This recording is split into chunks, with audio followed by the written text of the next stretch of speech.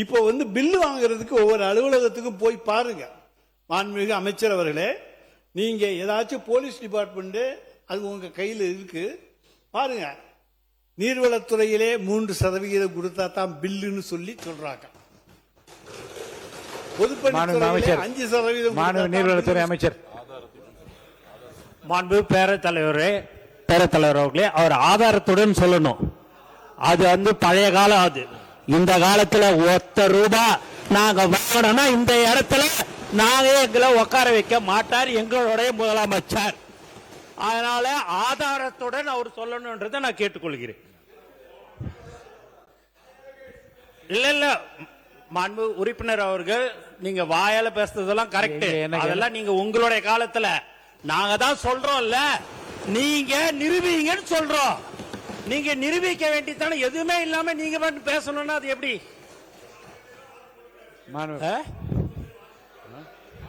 யாரு போட்டிருக்கிறா? எல்லாரும் போடுறாங்க அப்படின்னாங்கன்னா நீங்க அதை அது ஆதாரத்துடன் நீங்க இருக்குதுன்னா நீங்க நிரூபிங்கன்னு தான் சொல்றோம். நீங்க எதுவுமே நீங்க என்னங்க நீங்க பில்லுக்குன்னு சொல்றீங்க, அதுக்கு இந்த மாதிரி பில்லுக்கு கொடுத்தாங்கன்னு சொல்லுங்க. அது ஏன்னா பழக தோஷமா இருந்திருக்கலாம்னு நான் நினைக்கிறேன். உறுப்பினர் ரகுபதி பேச ஆரம்பிங்க, தொடர்ந்து பேசுங்க. உங்க தோஷமா இருக்கலாம். நிதிநிலை அறிக்கை மீதும் வேளாண் அறிக்கை பேசுங்க. நீங்க நிதிநிலை அறிக்கையில தான் நீங்க சொல்லியிருக்கீங்க, மக்களின் வரிப்பணத்தில் இருந்து ஒரு பைசாவும் தொடமாட்டோம், தொட விடமாட்டோம், தொட்டால் விடமாட்டோம், இதற்கு முன் தொட்டவர்களையும் விடமாட்டோம்.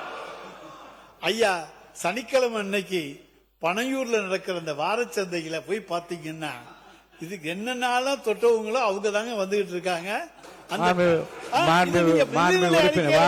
உறுப்பினர் அவர்கள் இப்போது கூறியிருக்கிற கருத்துக்கள் அவைக்கும் நீக்கப்படுகிறது. நீங்க தொடர்ந்து இல்ல தொல்ல